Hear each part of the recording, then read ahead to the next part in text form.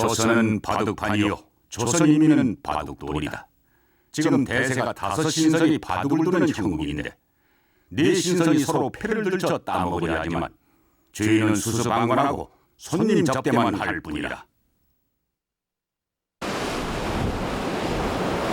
100년 전 정선도의 창시자 강정사는 한반도를 둘러싼 열강들의 각축전을 바둑판에 19세기가 끝나간 이후 세계 무대에 등장한 한반도는 이후 열강들의 각축장이 되었다. 그 속에서 한반도의 운명을 결정지은 것은 외세다.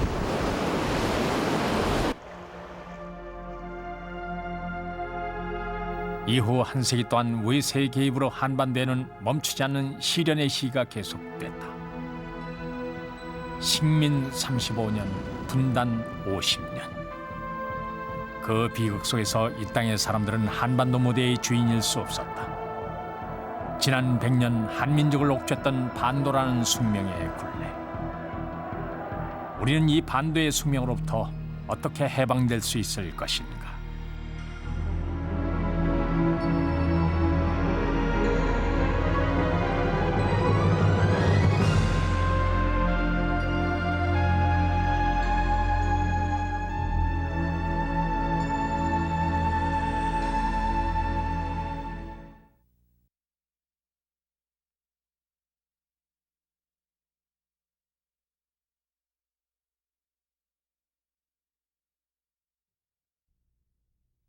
개화파의 선두주자 김옥균. 1894년의 어느 봄날 그는 고배항에서 출발한 배에 올라탈 준비를 하고 있었다. 또 한 사람의 동생인 홍종우. 자금을 대준다는 명목으로 그는 이번 여행길에 김옥균을 따라 나섰다.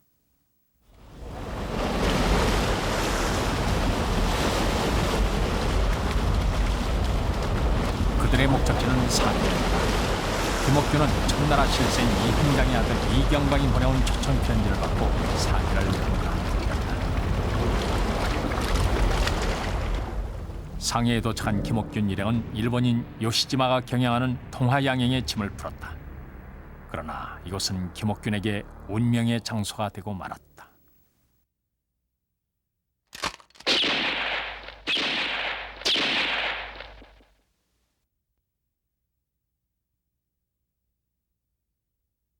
조선의 자주 독립을 위해서는 근대화를 통해 나라의 힘을 길러야 한다던 김옥균. 그가 상해까지 가서 홍종우에 의해 암살된 이유는 무엇이었을까? 당시 일본은 대륙으로 뻗어나가기 위해 한반도란 발판이 필요했고 반대로 청은 조선에 대한 종주권을 놓치지 않으려 했다. 김옥균 암살 사건의 처리에도 이런 국제정서가 작용했다. 김옥균은 조선의 반역자이며 홍종우는 조선의 관원이다. 그러므로 시신과 홍종우를 조선으로 인도하라. 이 사건은 일본인 영관에서 일어난 사건이므로 일본 영사가 사건의 진상을 조사해야 한다. 시신과 홍종우를 압류하라. 홍종우는 급진적 개화파였던 김옥균을 제거하기 위해 민씨정권이 보낸 자객이었다. 갑신정변 실패 후 일본 망명길에 올랐던 김옥균은 청의 이홍장과 만나 조선의 자주독립에 대한 담판을 지으려 했다. 그리고 그 상해길에서 결국 죽음을 맞이하게 된 것이다. 조국을 떠난 지 10년, 김옥균은 싸늘한 죽음이 되어 조국으로 돌아왔다. 그곳에서 그를 기다리고 있었던 것은 능지처참이란 또 한 번의 죽음이었다.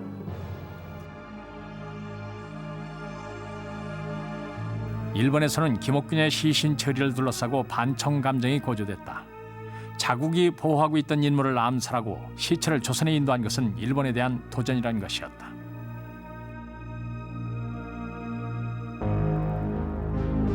그러나 일본 망명 중 김옥균이 러시아 공사에게 보낸 편지 속에는 일본의 속내를 알 수 있는 단서가 숨겨져 있었다. 끊임없는 암살 위협에 시달리던 김옥균이 신변 보호를 요청한 편지. 이 편지에서 김옥균은 일본 정부가 자신의 암살 계획을 묵인하고 있음을 밝히고 있다.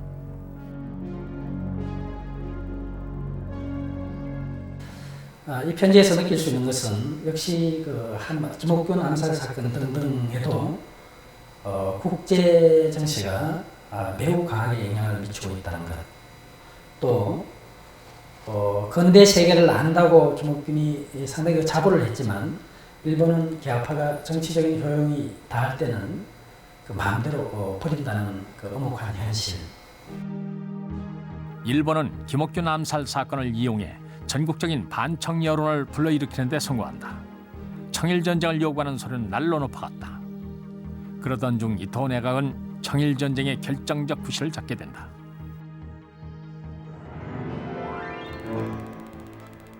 통학농민전쟁, 그리고 뒤이은 청국군대의 조선 파병 소식이었다. 조선에서의 세력 확대를 위해 절치부심하던 일본은 즉시 군대를 조선에 출병시켰다.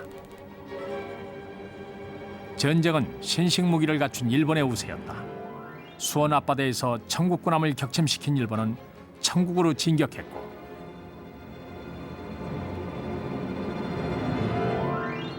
일본군이 여순을 점령하면서 승리는 일본으로 기울었다. 청일 전쟁 후 일본과 청 사이에 체결된 시모노세키 조약. 이 조약에서 청은 조선이 완전한 독립국임을 승인했다. 일본이 주장이 뭐냐면 조선의 독립을 인정해야 한다, 이런 얘기예요. 그것은 뭐냐면 역사적으로 조선이 중국과의 깊은 관계를 유지해 왔기 때문에 그런 그 세력들을 배척하기 위해서 일본이 조선의 독립을 주장한 것이다, 이렇게 볼 수가 있는 거죠. 청나라는 더 이상 조선에 영향을 미칠 수 없는 주변 세력으로 탈락했다. 그 자리를 채운 것은 일본이었다. 일본이 한반도와 여순 지역까지 영향력을 확대하자 러시아는 위협을 느꼈다. 해양으로 진출하려던 대륙 세력 러시아의 이해관계와 정면으로 충돌했던 것이다. 러시아의 비태제선 프랑스, 독일과 연합해 여순 반도를 청국에 돌려줄 것을 일본에 요구했다. 이른바 삼국 간섭이었다. 세 나라의 힘을 당할 수 없었던 일본은 이 요구에 굴복했다. 삼국 간섭으로 일본 세력은 다시 한반도에서 후퇴할 수밖에 없었다. 이제 러시아가 한반도를 둘러싸고 일본의 새로운 경쟁자로 등장한 것이다. 러시아 세력이 강해지자 고종은 일본의 침략을 막기 위해 러시아에 기대기 시작했다. 아관 파천, 일본의 위협을 피해 러시아 공사관으로 피신한 고종은 본격적인 근대화 정책을 추진하기 시작한다.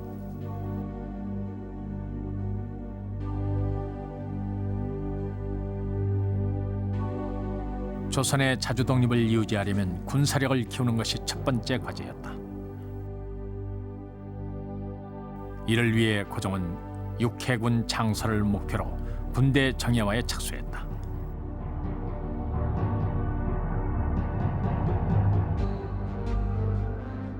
고종은 또한 경의선, 호남선, 경원선 등 철도 부설 사업도 적극적으로 실시했다. 교통의 발달을 통해 산업을 일으키고자 한 것이었다. 이런 근대화 정책과 더불어 고종은 외국 세력의 균형을 통해 자주 독립을 유지하고자 했다. 각 나라들의 이권을 골고루 나눠준 것도 그런 방편 중에 하나였다.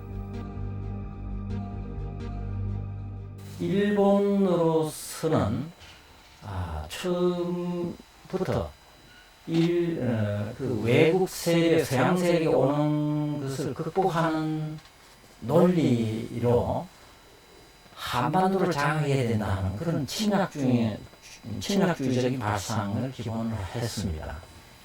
그래서 그 조선을 개국시킬 때도 바로 그러한 한국을 정복한다는 정한론적인 입장에서 취했죠.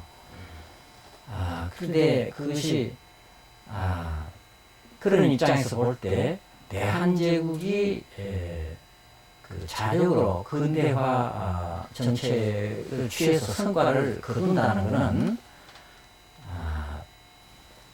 결국은 자기네가 한반도를 장악할 기회를 상실할지도 모른다 하는 이런 우려를 자아내는 것입니다.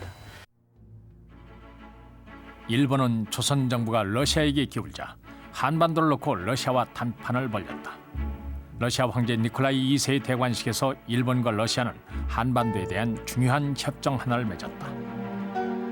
대관식에 참석한 일본 대표는 야마가타 외상. 그는 러시아 외상과 야마가타 로마노프 협정을 체결했다. 그런데 이 협정의 뒤에서 일본은 한반도를 놓고 러시아와 마쿠 협상을 벌였다. 그것은 38선을 기준으로 한반도를 나누자는 제안이었다. 山形ロマノフ協定においてですね、38度線ですね、を境にしてですね、その南は日本、そしてその北はロシアがですね、そういう傭兵出兵した際にその傭兵作戦を展開するというふうなことが言われていたんですけれども、山形がもっと具体的に言った提案がですね、大同港、テドン川、今の平壌を流れている川なんです。その辺りのところにラインを引いて、日本がもちろん南、ロシアはその北ということです。そこに傭兵を出して、その傭兵を、作戦を展開するということで、提案をしたわけです。ただ、ロシア側はそういう文言に関しては決めない方がいいだろうということからですね。 러시아가 일본의 제안을 거부하자 일본은 러시아와의 일전이 불가피하다고 판단했다. 이에 대비해 일본은 또 다른 해양 세력 미국과 영국을 끌어들였다. 먼저 1902년 일본과 영국은 제1차 영일동맹을 맺는다. 한반도의 경제적 이권을 양국이 공동으로 보장한다는 내용이었다. 20세기 들어 새롭게 동북아 세력으로 떠오른 미국은 러시아의 팽창을 막기 위해 일본을 적극적으로 지원하기 시작했다.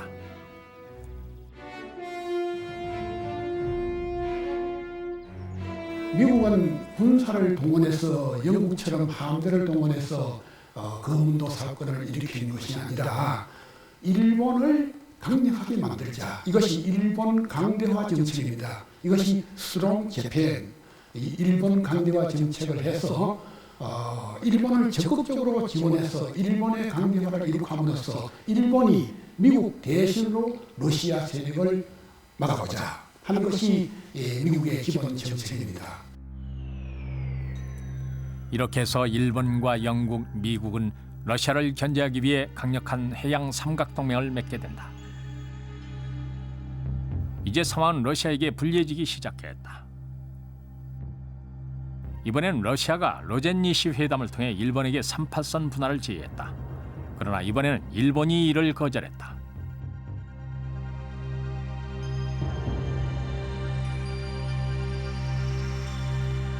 그러자 러시아는 일본에 맞서 국경 수비대를 용암포로 이동시켰다. 러시아의 용암포 불법 강점으로 일본과 러시아 사이에는 팽팽한 전운이 감돌기 시작했다. 전쟁이 임박한 1903년, 고종은 러시아 황제에게 한 통의 친서를 보낸다. 전쟁이 일어나면 러시아와 대한제국이 동맹을 맺어 일본에 대응하자는 내용이었다. 그러나 러시아에서는 아무런 대답이 없었다. 이듬해 전쟁을 피할 수 없게 되자 고종은 대한제국의 중립국 선언으로 이에 대응하고자 했다. 고종 황제로서는 1900년대에 들어와서 이 한반도를 둘러싼 정세가 특히 일본의 그 한반도 진출을 노리고 있는 상황이라는 것이 아주 뚜렷하기 때문에 결국 이 러시아 세력과 일본 세력의 충돌이라는 것이 불가피할 것 같아 하는 이런 판단을 하지 않을 수 없었던 것 같습니다. 그럼 거기에서 벗어나는 길은 결국은 대한제국 자체가 중립국이 되는 길밖에 없다.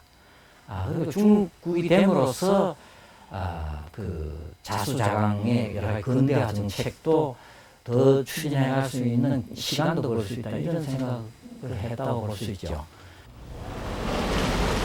그러나 고종의 중립국 선언은 무시됐다. 미국과 영국은 이미 비밀 협정을 통해 일본의 손을 들어주고 있었던 것이다.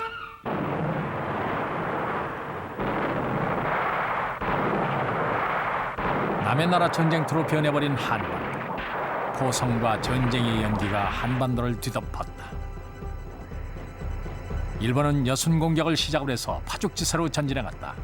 봉천에서 러시아군을 격파하며 일본은 전쟁의 승기를 잡았다.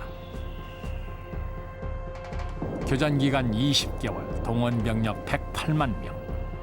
러일 전쟁에서 승리함으로써 일본은 한반도를 둘러싼 마지막 경쟁자 러시아를 제거하게 됐다.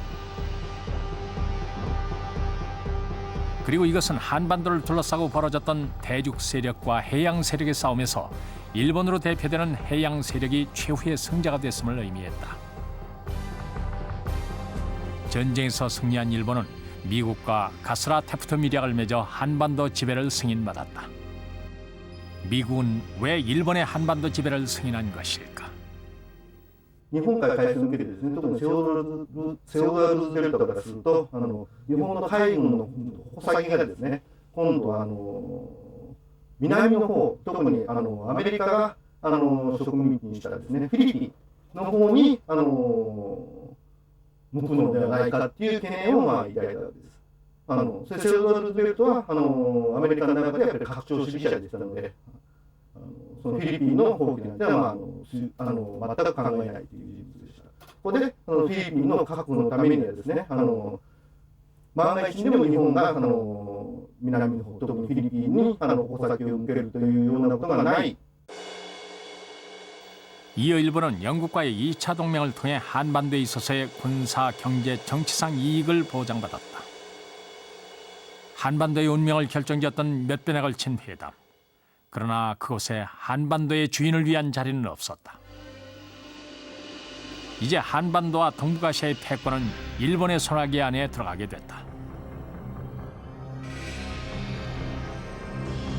1905년 일본은 이토 히로부미를 서울에 파견한다. 일본 군대가 경복궁을 포위한 가운데 일본의 이토오와 대한제국 대신 5명의 서명으로 을사조약이 체결됐다.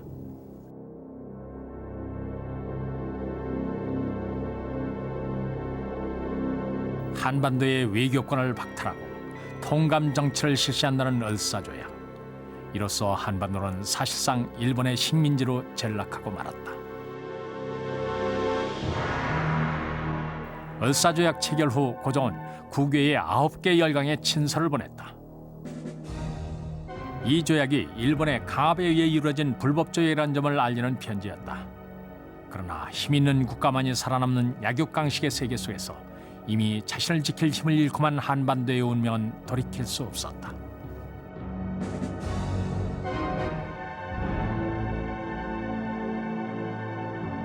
(20세기가) 시작된 지 불과 10년, 한반도는 외세 앞에 힘없이 무릎을 꿇고 만 것이다.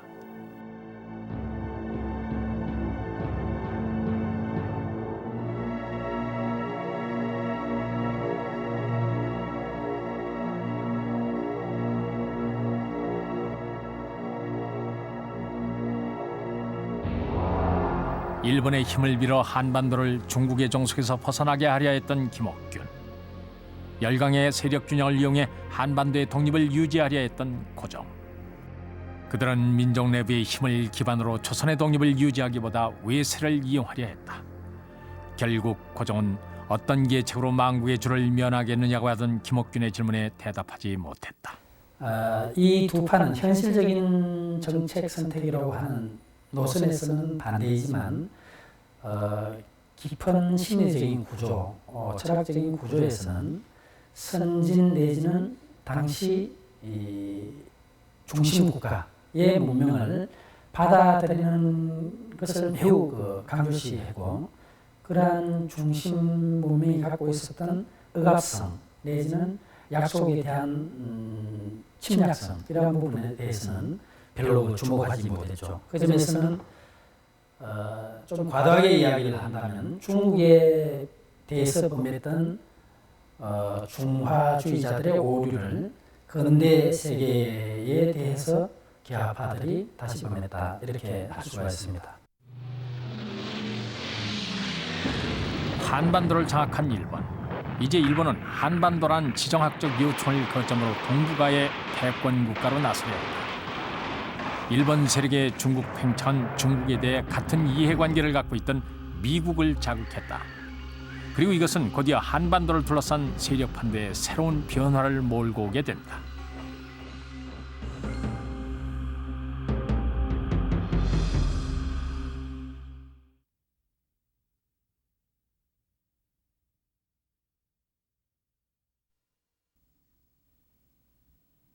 북조선에서 소련이 극자파 분장만 선호한다면 남조선에서 미국은 그 반대국으로 가고 있어.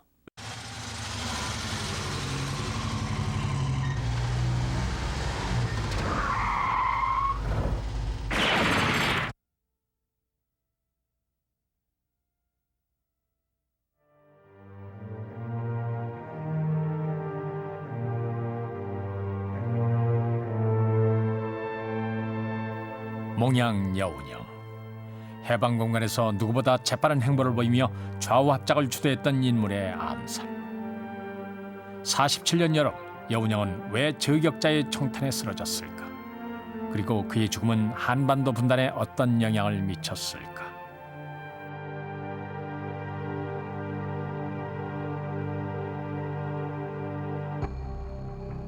(1945년 7월) 당시 일본의 점령 지역은 만주 일대와 동남아 지역까지 확대돼 있었다. 특히 미 합동정보참모부는 관동군과 조선주둔군 규모를 약 150만 명 정도로 판단하고 있었다. 같은 달 미국, 소련, 영국 세 정상이 베를린 근교 포츠담에 모였다. 이 회담의 주 의제는 대일본 전략 수립이었다. 전략 수립의 초점은 만주 주둔 일본 관동군이었다. 이 회담에서 루즈벨트는 소련의 대일전 참전을 공식 요청했다. 스탈린은 빠른 시일 내에 참전할 것을 약속한다. 이 약속에 따라 만주와 한반도 북쪽에서의 구체적인 미소관 작전 구역이 결정됐다. 그런데 이때 결정된 소련군의 작전 구역 선에는 함경북도 지역이 포함돼 있었다.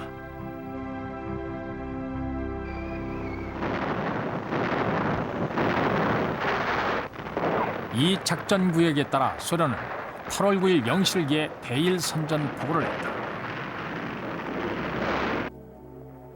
소련의 참전은 미국의 강력한 요청 때문이었다. 미국은 적어도 50만 명의 희생이 있어야 만주를 석권할 수 있다고 생각했던 것이다. 소련은 함경북도와 북경 양방면에서 만주를 포위 공격, 관동군을 괴멸한다는 작전 계획을 수립했다. 그러나 소련군이 참전했을 때 관동군은 이미 많은 병력을 동남아로 이동시킨 상태였다. 소련군은 참전 채 일주일도 되지 않아 만주 지역 일부와 웅기, 나진까지 점령할 수 있었다.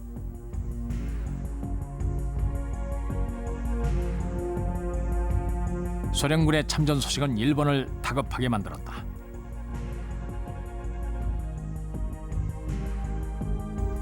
일본은 소련군을 막기 위해 조선에 있는 일본군을 만주 관동군의 작전 지휘권 아래에 편입시키기로 결정했다. 8월 10일 이 결정을 담은 암호 전문이 미군에 포착됐다.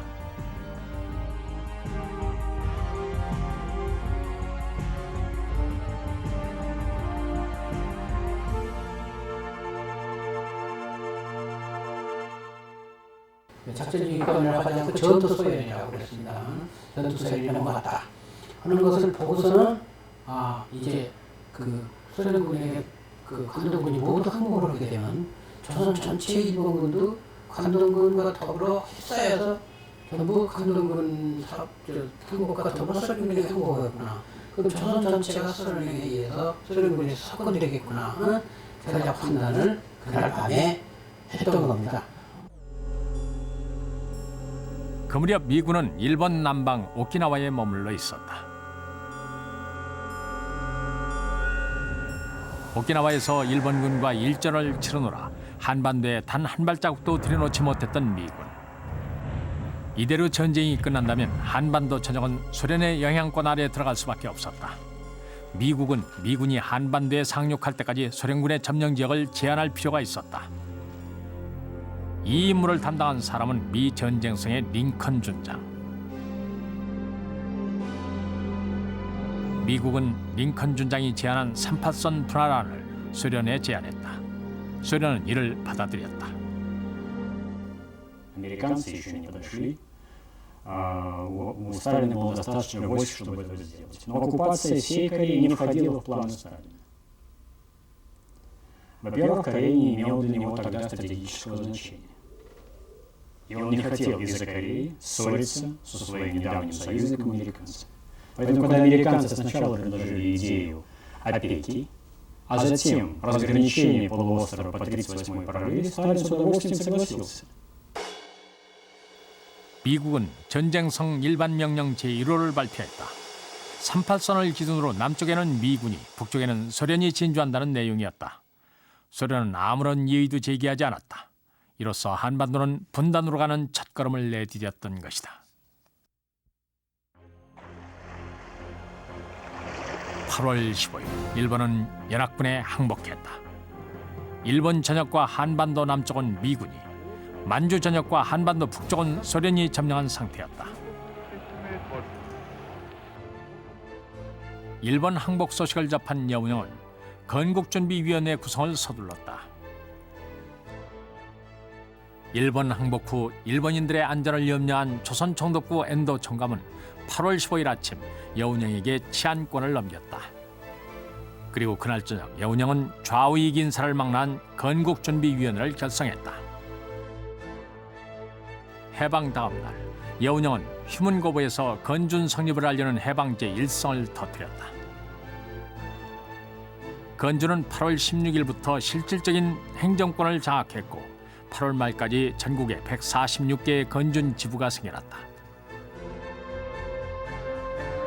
여운형은 9월 초 좌익의 박헌영과 통일정부를 수립하자는 데 합의했다.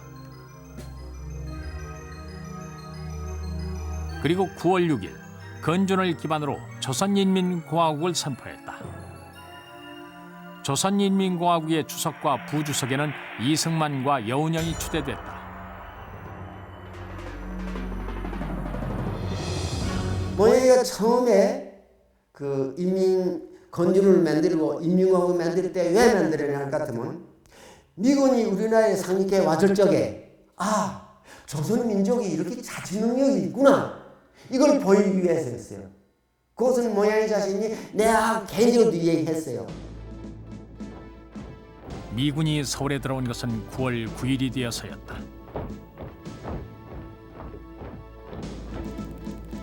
이날 조선총독부에서는 통치권 이양이 이루어졌다. 그러나 통치권을 이양받은 것은 한민족이 아니라 미군이었다.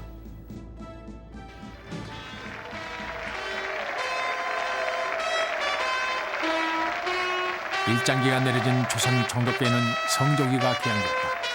조선 총독부에 태극기가 펴긴 날은 단 하루도 없었다. 일본에서 항복 문서를 받은 미군은 곧바로 군정을 실시했다. 이어 10월 10일 미군은 인공 해산을 명령한다. First of all, General Hodge, the head of the U.S. forces in Korea, was under orders from Washington not to recognize any local Korean government. So whatever kind of government the Koreans had set up there would have been dismantled, and the U.S. was supposed to establish its own administration over the Koreans. The second reason that the Americans got rid of the committee was the political composition of the committee, which was seen by the occupation forces on the ground and by Washington as being too far to the left.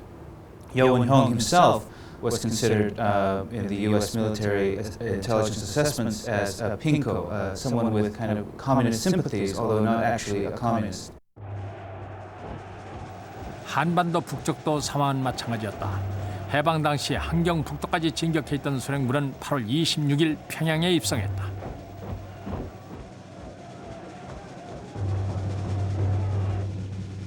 같은 날 정권 이양식이 있었다. 정권을 넘겨받은 사람은 북한 주둔 소련군 사령관 치스차코프, 소군정의 시작이었다.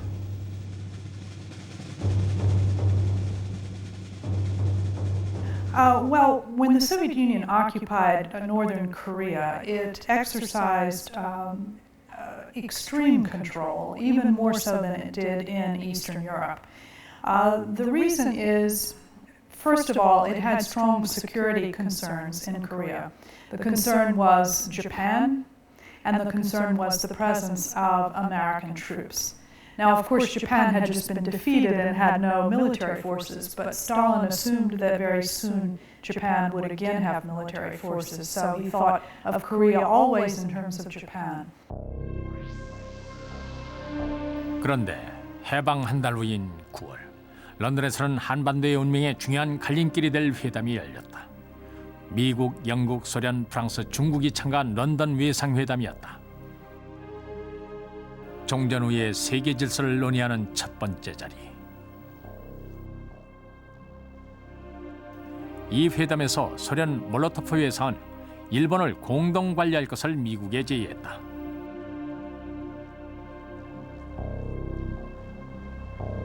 그러나 일본을 단독 점령하고 있던 미국은 이 제안을 거부했다. 일본 관리 문제를 놓고 대립한 미국과 소련. 결국 런던 외상회담은 단 하나의 합의안도 남기지 못하고 결렬되고 만다. 스탈린은 그때 아마 미국은 미국이 갖고 있는 그런 계획에 의해서 지도를 굳히고 있다고 자기는 보고 있다. 따라서 소련으로서도 자기로서도 고립 노선을 택하지 않을 수 없다는 아주 의미심장한 말을 했습니다. 이 고립 노선 또는 고립 정책이라는 것은 무엇인가 하면 이 독자 행동을 취한다는 것입니다. 런던 외상회의는 그만큼 소련의 전후 외교를 시작함에서 중요한 일종의 전환점을 만들었습니다. 러일 전쟁 패배로 동북아에서 밀려났던 소련, 일본을 공동 관리함으로써 동북아에서의 영향력을 되찾고자 했던 것이다. 그것이 여의치 않자 소련의 관심은 한반도로 향했다. 지난 93년 일본의 마이니치 신문은 런던 회담이 교착 상태에 빠져있던 45년 9월 20일 스탈린이 조선주둔 소련군에게 보낸 문서 하나를 공개했다. 북조선의 부르주아 정권을 수립하라는 스탈린의 지령. 스탈린은 일본 공동관리가 거부되자 한반도 북쪽에서 단독 정부를 수립하려 했던 것이다. 이 런던 외상이사회가 파탄으로 끝나고 그리고 이 스탈린의 지령이 발표되는 시점부터는 북한을 점령해서 관리해 나가는 소련 군정 지도부가 북한 사회를 독자적인 정치 경제적인 단위로 남한으로부터 분리해서 그것을 발전시켜 나가는 이런 과정들이 구체화되고 있습니다. 한편 남쪽에서는 45년 10월 해외에 있던 독립운동가들이 속속 귀국했다. 임시정부 요인들의 귀국에 이어 이승만도 미국에서 돌아왔다. 그러나 이들의 귀국은 모두 개인 자격이었다. 그러나 해방 원년이 저물어가던 12월 남북을 각각 점령하고 있던 미국과 소련은 한반도의 장래 문제를 논의하기 시작했다. 임시정부도 여운형이 선포했던 조선인민공화국도 그리고 다른 어떤 단체도 한반도의 장래를 논의할 실체로 인정되지 않았다. 이런 상태에서 미국과 소련은 임시 통일정부 수립과 한반도 신탁 통치안을 결정했다. 한반도 신탁 통치는 전쟁이 끝나기 전 루즈벨트 미 대통령이 제안한 것이었다. 미국, 소련, 영국, 중국에 의한 이 한반도 신탁 통치안이 모스크바 회담에서 공식화된 것이다.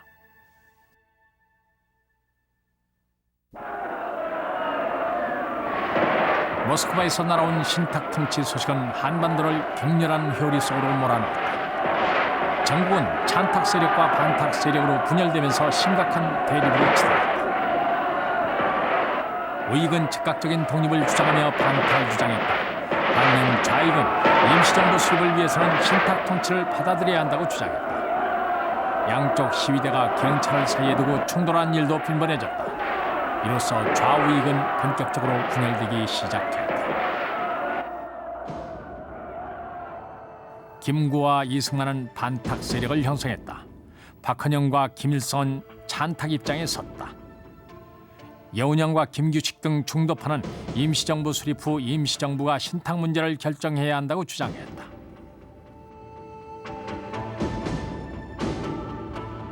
신탁 통치를 둘러싸고 전국이 분열 양상으로 치닫는 가운데 모스크바 결정을 이해하기 위해 46년 3월 미소공동위원회가 열렸다. 그러나 미국과 소련은 이미 단독정부 수립 쪽으로 기운 상태였다. 참여단체를 놓고 서로 실랑이를 벌이던 위원회는 결국 2개월 만에 무기 휴회로 돌입하고 만다. Both sides began to clearly move toward separate governments in their respective zones, putting in people or backing up people who would be supportive of the Soviet cause or the American cause, respectively. So the trusteeship was the original notion carried over from Rooseveltian principles before Roosevelt died in 1945, but it did not have much ability to last in Korea because the fact of the matter is both the Soviets and the Americans already, even before the Moscow Conference, were showing indications of moving towards separate governments. And certainly by February of 1946, it was clear that, in fact, two separate governments were being created on the Korean Peninsula. 미소 간의 대립과 한반도 내 분열이 심화되자 국내에서는 좌우 합작 움직임이 일어났다. 주도 세력은 중도 좌파 여운형이었다. 좌와 우가 힘을 합한 후 남과 북이 하나가 되는 것. 그것이야말로 미소의 대립을 넘어 통일정부 수립으로 갈 수 있는 열쇠라고 생각한 것이다. 여운형과 뜻을 같이 한 김규식이 우측 진영의 파트너로 나섰다.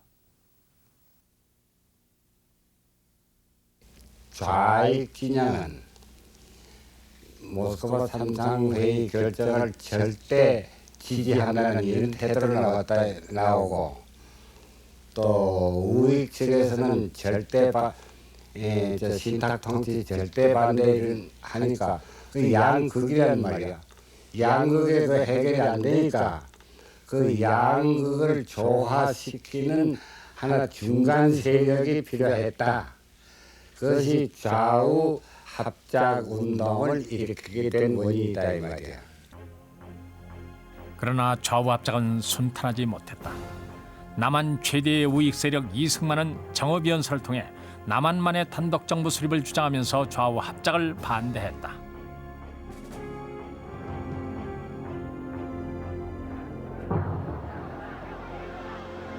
좌익 세력 또한 좌우 합작 운동을 비난했다.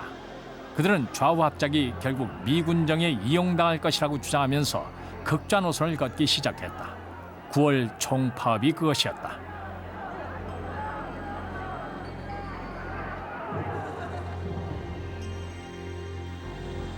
좌익이 총파업에 돌입하자 미군정은 즉각 좌익 탄압에 나섰다. 좌익 세력 제거를 통해 미국의 우호적인 정권을 세우려는 의도였다. 여운형은 이 시기 동안 여러 차례 북한 방문길에 나선다. 대표적 우익과 좌익 세력이 빠져버려 위기를 맞은 좌우 합작 운동. 여운형은 이 위기를 북쪽과의 직접 협상을 통해 풀려 했던 것이다. 46년 10월 세 번째 평양 방문을 마치고 돌아온 여운형은 좌익과 우익의 요구를 절충한 좌우 합작 7원칙을 발표했다. 김군은 좌우 합작 7원칙을 두고 8.15 해방 이후 최대의 성과라고 평했다. 그러나 이 점 여운형은 이런 활동 때문에 끊임없는 테러 위협에 시달렸다.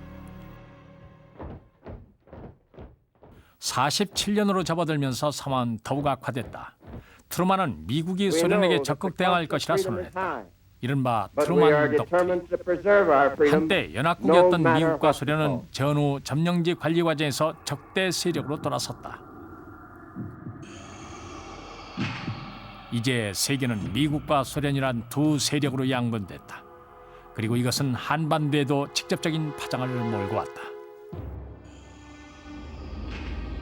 이런 속에서 제2차 미소공동위원회가 47년 5월 속개됐지만 이미 미소 간에는 넘을 수 없는 골이 생긴 후였다. 두 나라는 동북아의 요충 한반도를 놓치지 않기 위해 각기 자국의 유리한 정부를 세우려 했다. 한반도의 통일은 그들의 관심사가 아니었다. 이런 정국의 와중에서 여운형은 암살됐다. 결국 12번째 테러를 피하지 못했던 여운형의 죽음. 좌와 우를 아우르려던 좌우압작도 설당을 잃고 만다. 일방적으로 여운형 선생이 피살됨으로 해서 좌익이 무너져 버렸잖아. 좌익이 무너지니까 그래서 이제 그 좌익이 쭉 붕괴 과정에 들어갔지. 결국 미소 공동위원회는 결렬되고 말았다.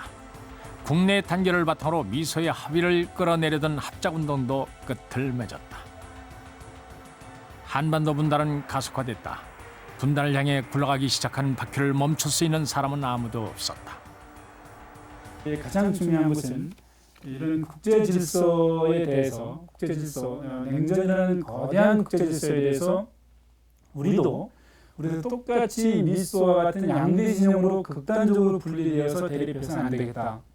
우리가 이 국제 질서를 넘으려면 우선 우리 민족 내부에서부터 이견을 줄이고 서로를 포용하고 상대에 대해서도 존재 공간을 허용하는 민주주의와 이성과 사회의 원칙을 배워야 되겠다는 점을 그 당시에 여운형과 김규식 이 두 분이 가장 깊이 고민했고 가장 깊이 사려하지 않았나 싶습니다.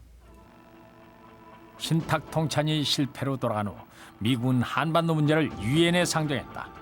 소련과 위성 국가들이 기권한 채 진행된 투표로 유엔 한국 임시위원단 설치가 결정됐다.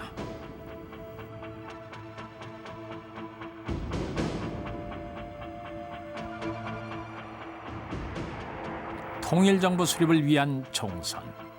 그 감시 임무를 맡은 유엔 한국 임시위원단. 그러나 소련은 유엔 결의안을 거절했고 북한은 유엔 임시위원단의 입국을 거부했다. 이런 상황 속에서 이승만은 남한 단독 선거를 주장하고 나선다. 반발은 거셌다. 단독 선거는 남북 분단으로 이어질 것이 명백했기 때문이다. 우리는 전 한반도에서 총선거에 의해 통일된 독립정부 수립을 원한다. 우리는 또한 군정 연장을 기만하기 위한 남한 단독정부 수립을 반대한다.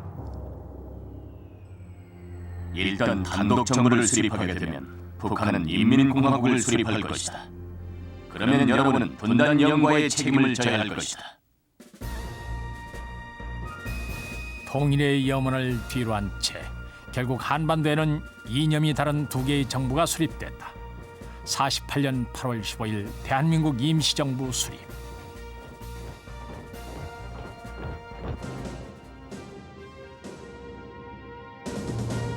그로부터 한 달 뒤인 48년 9월 9일 북조선에서도 중앙정부가 수립됐다.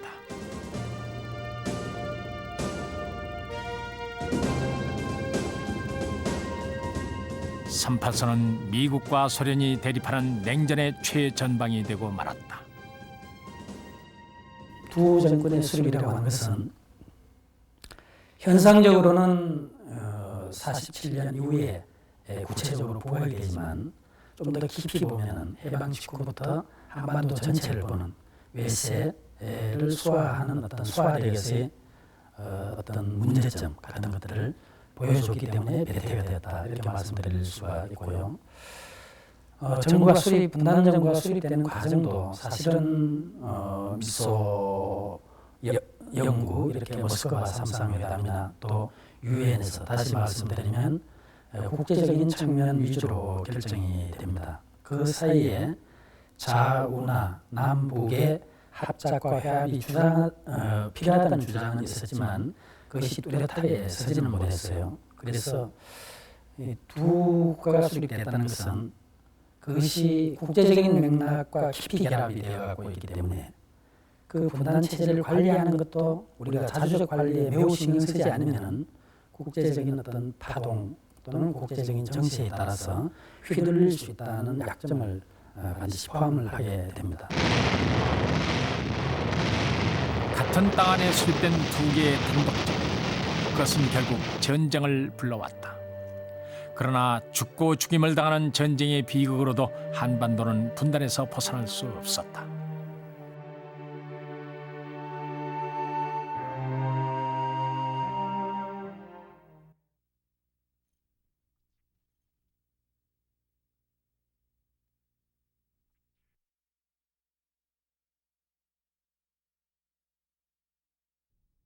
밀고 밀리는 소모전 속에서 말리크 소련 외상은 미국에게 휴전회담을 제의했다. 미국은 이를 즉각 받아들였다. 그렇게 해서 1951년 7월 개성에서 휴전을 위한 제1차 회담이 열렸다.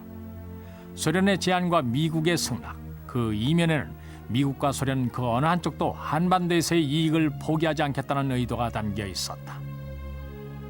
한반도를 빼앗기면 동북아의 패권이 상대에게 넘어간다는 것을 잘 알고 있었던 것이다. 이승만은 휴전 반대 성명을 발표하고 북진 통일을 주장했다.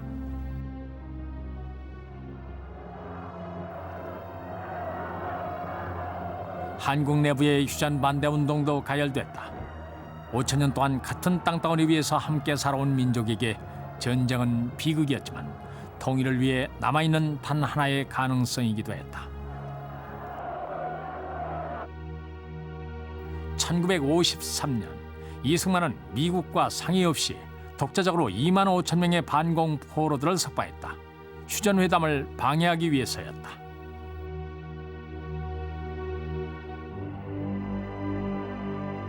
이승만의 필사적인 거부에 직면한 미국의 클라크 유엔 사령관은 새로운 방안을 마련했다.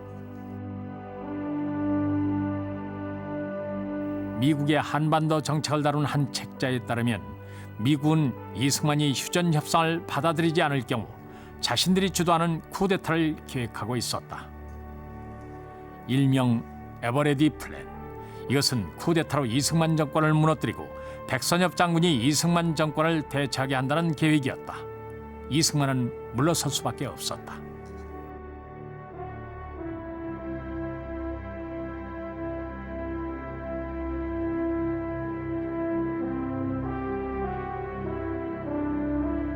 (1953년 7월 27일) 결국 2년을 끌던 정전회담이 성사됐다.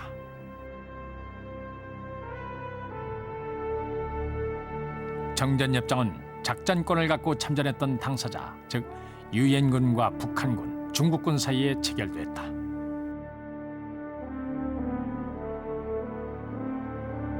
정전협정서에 조인한 당사자는 유엔군 총사령관 클라크,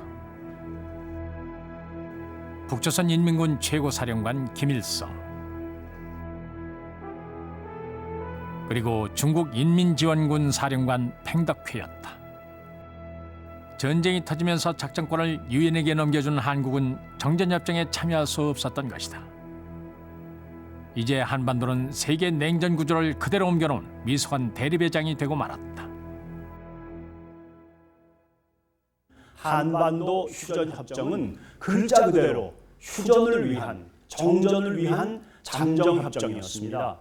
우리 모두가 잘 알고 있듯이 전쟁을 끝까지 마무리하려면 평화협정을 맺어야 하는 것 아니겠습니까? 그래서 이 휴전협정에는 이 휴전협정을 빠른 시일 안에 정치회담을 통하여 평화협정으로 바꾼다고 하는 조항이 들어가 있는 것인데 1953년에 휴전협정이 맺어진 때로부터 벌써 46년이 지났습니다만 아직도 평화협정을 만들어내지 못하고 있는 것이 우리 한반도의 매우 불행한 상황이라고 하겠습니다. 불안한 휴전과 분단은 크고 작은 분쟁들을 낳았다. 그 분쟁을 해결하기 위해 판문점에 모일 때마다 그곳에 한국의 자리는 없었다. 정전협정 체결 때의 상황이 지금까지도 계속되어 오고 있는 것이다. 한국은 한반도의 의사결정에 주인으로 참여할 수 없었다. 해상에서뿐 아니라 비무장지대에서 급격히 증대되고 있습니다.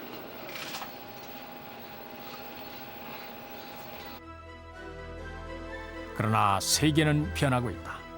냉전의 상징이었던 베를린 장벽이 붕괴됐고 독일은 분단의 낡은 옷을 벗어던졌다.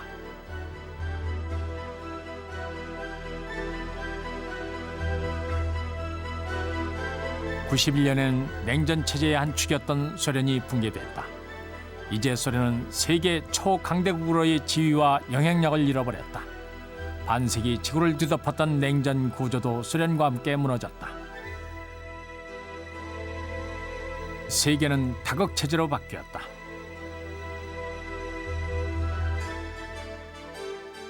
한국은 이 새로운 정세에 적극 대응했다. 90년 한소 수교에 이어 전쟁 때 총불을 겨누고 맞섰던 중국과도 92년 정식 수교를 체결했다. 한국은 이제 동북아 질서에 영향을 줄 수 있는 주요 변수가 되기 시작했다.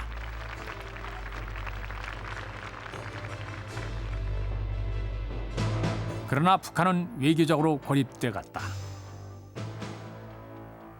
지난 94년 국제사회는 북한의 핵시설 의혹으로 떠들썩했다.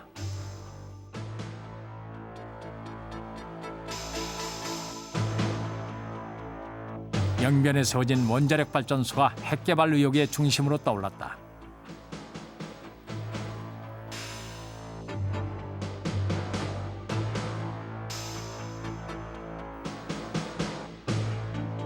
핵 확산을 방지하기 위해 설립된 국제 원자력 기구 IAEA.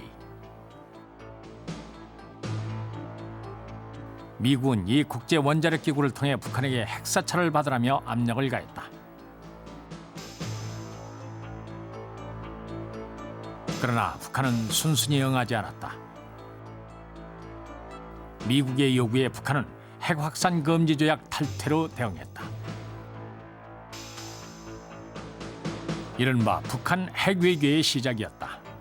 미국을 상대로 위험한 흥정을 시작한 것이다.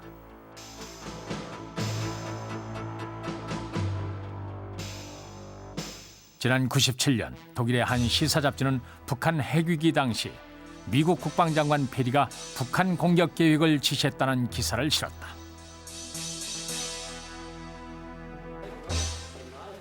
미국은 대북 공격 계획을 세움과 동시에 카터 전 대통령을 북한의 특사로 파견한다. 북한은 미국과의 위험한 줄다리기 끝에 식량 지원과 외교관계 개선을 약속받는 대가로 핵시설 사찰을 수용했다. 한반도에 위기가 생길 때마다 북한이 외교 파트너로 삼은 나라는 미국이었다. 한반도 문제에 카드를 쥐고 있는 것은 여전히 세계 유일의 초강대국 미국인 것이다. 94년에 핵 문제를 야기됐던 그 위기에서 북한은 냉전 해체 이후에 초강대국으로서 유일 초강대국이 된 미국의 세계 군사 질서에 그들이 편입할 것인가 아니면 이걸 거부할 것인가라는 중대한 기로에 서 있었습니다. 바로 이 기로에서 북한은 결국은 미국의 군사 질서를 거부할 수는 없고 그랬다고 완전히 편입하기도 어렵다는 판단 아래서 조건부 수용이라는 차원에서 이제 당시 그들의 행동을 나타냈습니다. 분단 50년 동안 막혀있던 남북교류는 지난 95년 대북 쌀 지원으로 그 물꼬를 트기 시작했다. 한국은 위기에 처한 북한을 궁지로 몰아넣는 대신 남북교류를 통해 북한을 협상 테이블로 끌어내려 했다. 서로를 적이 아닌 동반자로 인정한 다음에야 한반도 문제의 결정권이 한민족에게 돌아올 수 있기 때문이다. 과연 한국 사람은 남북 공존을 원하느냐 하는 그 문제만 가지고도 아마 토론이 많이 있어야 될 겁니다. 그 후에 이제 그러면 공존을 원한다 또는 공존할 수밖에 없다 하는 결론이 내려진 후에 이제 정책 세부에 대해서 토론이 있을 수 있는데 그것은 제가 보기에는 쉬운 일입니다. 오히려 그보다도 공존을 하겠다 하는 그 생각 이것에 대한 합의가 북쪽에서도 그렇고 남쪽에서도 그렇고 이 합의가 이루어져야 되는데 남쪽에서도 안 돼 있고 북쪽에서도 안 돼 있습니다. 세계에서 단 하나 남은 분단의 땅 한반도. 외세가 그어놓은 선 앞에서 한반도는 분단 반세기를 보내야 했다. 이런 상황 속에서 지난 91년 남북한 기본 합의서가 채택됐다. 해방 후 처음으로 삼국의 개입 없이 민족 문제에 대해 합의를 도출해낸 남북 기본 합의서. 이때 처음으로 남북한은 한반도 문제의 일차적 당사자로 나섰다. 그것은 남과 북이 힘을 모을 때 한 민족이 한반도의 주인으로 나설 수 있다는 것을 보여주었다. 시련의 땅 한반도. 우리가 주인으로 나설 때 비로소 우리는 반도로부터 해방될 수 있다. 반도로부터의 해방. 한반도의 21세기는 여기서부터 시작될 것이다.